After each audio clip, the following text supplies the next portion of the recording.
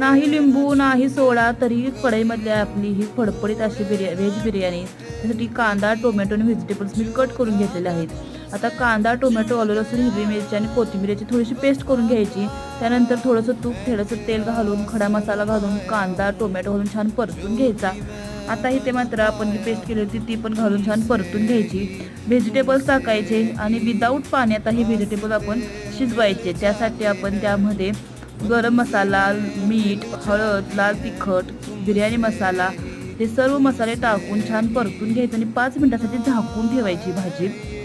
त्यानंतर आपण तांदूळ धुतलेला पण आहे, त्यानंतर शिजल्यानंतर भाजी त्यामध्ये थोडंसं पाणी घालायचं आणि 2 ते 3 चम्मच दही घालायचं आणि त्यामध्ये तांदूळ भिजलेला होता तोही घालून छान परतून घ्यायचा आणि इथं गरमागरम पाणी घालायचं आणि 10 मिनिटासाठी झाकून ठेवायची। अगदी फडफडीत आपली ही व्हेज बिर्याणी तयार होते।